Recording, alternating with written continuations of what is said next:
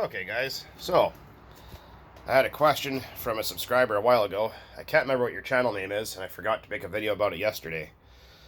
But here's the video today. So, someone was asking, hey, so what are some other options to shut down your engine, other than hitting the flywheel like what I just did, pinching the fuel line, or plugging the exhaust? Could I run a wire from the glow plug and ground the glow plug to a piece of metal and have it stall the engine out, like if you're to pull the spark plug wire off a two-stroke dirt bike motor or something like that, or like a kill switch like a chainsaw has to kill spark?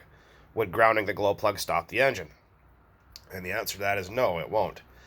I'll explain why. So these engines, like a lot of people seem to think, are a diesel. They're not. They're a low compression two-stroke what relies on a catalytic reaction. Anyone that calls it a diesel is wrong. They just want it to be one.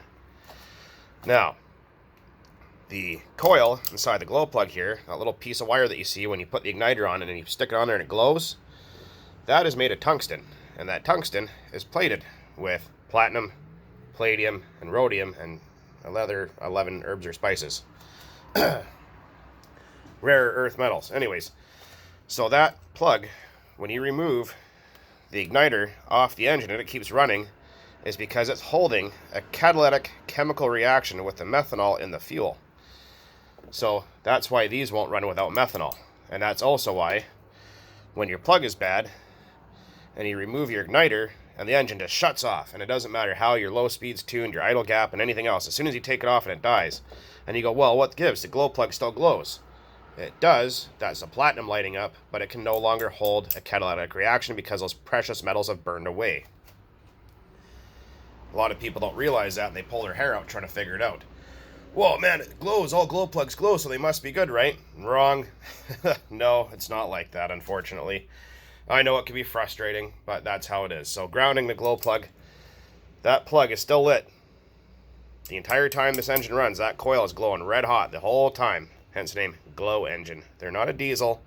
They are just a low compression two-stroke what relies on a catalytic reaction to run. So grounding out the glow plug, trying to stop the engine, nothing will happen.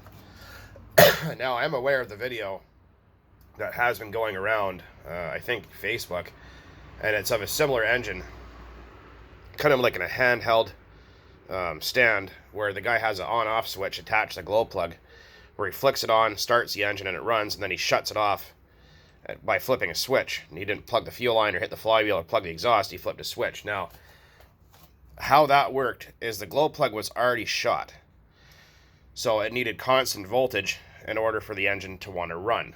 You take away the voltage, the plug can't burn anymore, the engine stalls because the platinum and the precious metals have been burned away. He was using an old plug, that's how that worked. Because if it was a good glow plug and he took this off or flipped a switch, the engine would have still continued to run.